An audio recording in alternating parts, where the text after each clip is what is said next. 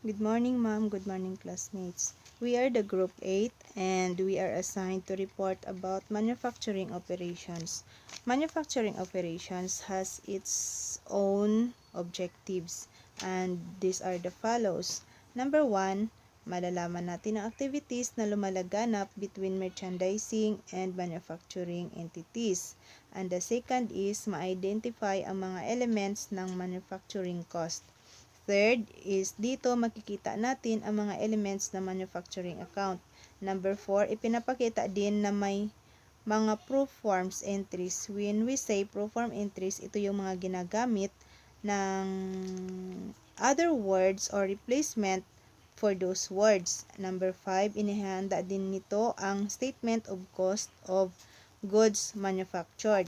Number 6, inihanda din nito ang statement of cost of goods sold. And number 7, which is the last, ipinapakita rin ang kaibahan ng worksheet ng manufacturing entity. Dati raw, ang paggawa ng whey ay para lang sa pagkain ng baboy. Pero ngayon, ay pinaniniwala ang pwedeng ihalo sa ingredients sa pagkain ng tao. Ang innovator na si Michael Utin ay makikipag-agawan upang manatili sa high value end ng business. Sa loob ng maraming taon, si Utin ay pinagtatawanan o ginagawang joke ng kanyang mga kasamang chemist dahil sa pagpupursige nito sa whey. Ayon sa kanila, ito ay parang eksena lamang sa isang nursery rhymes. That was back 1970 nung cheesemaker ay tinapon ang whey at ginamit para sa abono at pagkain ng baboy. Utin 53. Nakitang ang whey ay may high quality protein. Kaso lang, ito ay lumalangoy sa lactose at wala pang sapat na kasangkapan upang gamitin sa pag-separate ng good stuff at soy sauce. Pero ito ay naiba noong kalagitnaan ng 1980 nang magkaroon ng microscopic sieves.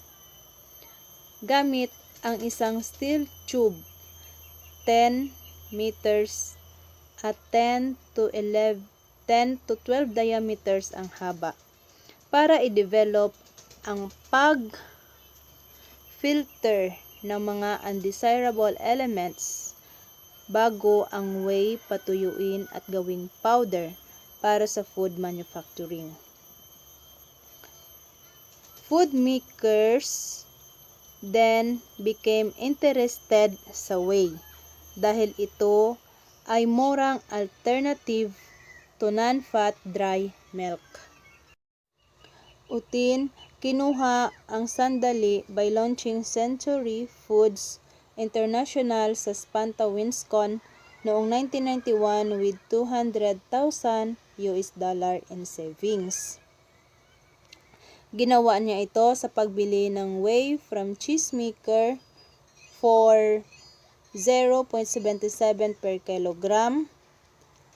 He then refined it into 34% whey protein concentration at binenta for $1.10 per kilogram. Parang ito'y maliit lang na margin pero ang Century Food ay mabilis lumago. Ang whey ay ginawang concentrate into yogurt to help bacteria grow into bread as the magic ingredient to keep moist and into sausage to binder. Malaking kumpanya ang napaniwala ni Otter at napa-attract niya, kabilang na dito ang Yoplait at ang Wholesome Bakery. Last year, ang revenue ng Century Foods ay $90 million. Ito ay kumalat at mas mabilis lumago. Hanggang noong 1996, ang bodybuilders ay gumamit na rin ng whey protein dahil ito raw ay mabisa sa pag-ayos ng damaged muscle tissue at nakakababa rin daw ng timbang. Maraming biglang naging interesado sa whey katulad ng Philip Morris Kraft Foods. Bumili ng Whey Packed Balance Bar at ang karibar nito na Nestle USA Snap Up Powder Bar. 18 months ago, nag-decide si Utin na ayaw niyang ma-miss out ang Whey. Kaya gumastos siya ng 30 million US dollar para sa 4 na planta. Ang isang planta ay para gagawa ng capsules at tablet at gumawa rin siya ng 2 pang planta para masiguradong makakayang i-produce at mas mabilis ang process para sa mas maraming Whey. Upgrade cost him. Bumaba ang revenue ng Century ng $10 million last year dahil sa pag-alis ni Utin ng traditional business. Balakid, nagkaroon rin siya ng mga bagong client. Nagsimula siyang magbenta ng mga high-protein at tablets sa ProLab Nutrition and Muscle Tech. Ngayon, si Utin ay bumibili ng mga high-protein whey sa cheesemaker, refines them at his plant and extract different protein for various customers. At naniniwala siyang whey will ultimately make up 75% of his business at ngayon siya na ang tumatawa sa dating gumagawang joker sa kanya.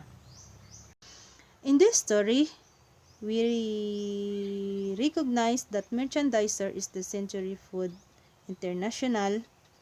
As Century Food International bought whey from cheesemaker and used them, refine them, extract them, and make them for yogurt, which Yoplait bought and resale. And Century Food also make bread, where Wholesome Bakery bought and resale.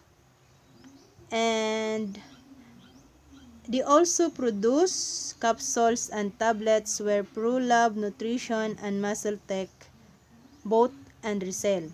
That's why in this story, we recognize that the merchandisers are those Yoplait, Wholesome Bakery, and ProLab Nutrition and Muscle Tech and Muscle and Tech. And the manufacturer is the Century Food International. Comparing merchandise and manufacturing activities. Sa merchandise and manufacturing activities ay parehong nag-e-earn ng pera. But silang dalawa ay may pagkakaiba in term of earning revenues. Si manufacturing ay bumibili ng raw materials para gawing finished goods at ibibenta para sa revenue. While si merchandise ay bumibili na ng finished products na ibibenta to earn revenue. Katulad na lang ng illustrate problem. Pure Golds bumibili ng minamanufacture ni Adidas, Puma, Nike, Swiss, Converse at Triton para ibenta ulit to earn revenue. Katulad din ng other merchandisers, si Pure Gold bumibili ng ready-made inventory for resale sa customer. Ang iba namang minamanufacture ay damit, like Puma, Adidas, gumagawa sila ng damit tapos binibili ni merchandise at binibenta. Ang manufacturing operations ay may elements din, which are direct materials, are those materials and supplies that are consumed during the manufacture of product and which directly identified with the product. Like na lang dito sa example na pair of Nike basketball shoes. Yung leather upper, rubber plastic soles, and laces. Ito yung consider as direct material. Ito yung ginamit upang makagawa ng product, which is Nike shoes. Direct labor. Ito yung mga nagastos to compensate employee or workers who physically convert raw materials into finished goods. Tulad sa Nike direct labor include sahod sa machine operators, taong nag-assemble ng shoes, yung efforts nila ay directly traceable to finished goods.